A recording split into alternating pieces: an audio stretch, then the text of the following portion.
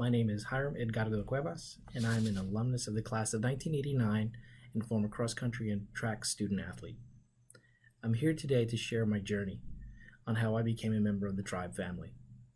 So let's start at the beginning. My parents were born and raised in Puerto Rico. They eventually moved to the Bronx where they met and married. While my father never finished high school, he was always hustling to find work and often worked multiple jobs while my mother, who did finish high school, stayed home to take care of my sister and me. Eventually, my father successfully completed his training at the Fire Academy and became a member of the FDNY.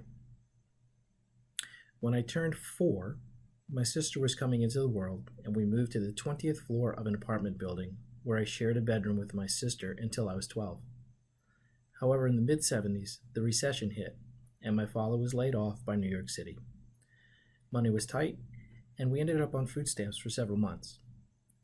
Despite those challenges, my parents insisted that education was the best way to get ahead, and they still managed to send me to Catholic school. Throughout the chaos of the recession and gas shortages, a boy has to dream, and my dream was to play Little League, but there was never enough money for me to play. When the recession finally ended, my father was back with the FDNY, and he saved enough money to move our family to Long Island in search of a larger home and better schools. Things seemed to be on the way up, but at the age of 12, my dream of playing baseball was shattered yet again because our town was on austerity, which meant you had to pay to play. I didn't have the gear, and the additional cost to play was just too much for our family. That's when we found track. It was inexpensive and required no gear except sneakers, and so began my running career. Like most young runners, everyone wants to be a sprinter, but over time, I realized that I had the gift of endurance, and so I started running cross country, longer events in track, and the occasional road race. As a 9th grader, I made varsity, and my mother made the bold step of purchasing a pair of $50 Saucony Jazz running shoes. My father had a fit, and I can still hear my father stating in a raised voice, "No one pays $50 for a pair of sneakers." But my mother, who stayed home and always made sure we hit the books, did her best to get what we needed. Well, it ended up being a great investment because I went on to being a competitive runner in the state of New York. So much so that I was recruited heavily by many schools.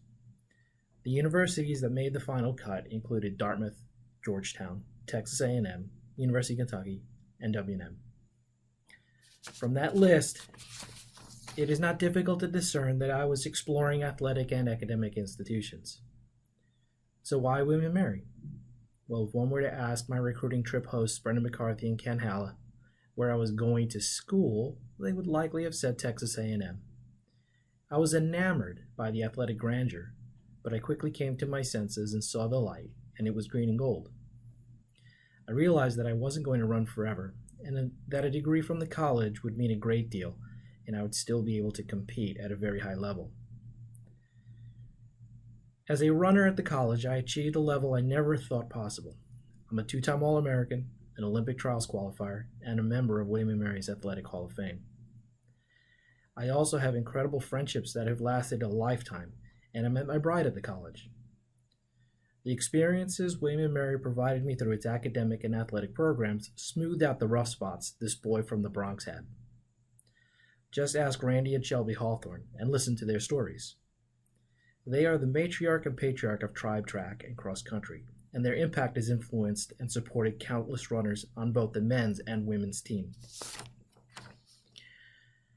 As a result, I'm a better person, and I hope the college also sees the same green and gold light and reconsiders its position on eliminating the track programs and brings our one tribe, one family back home. Thank you.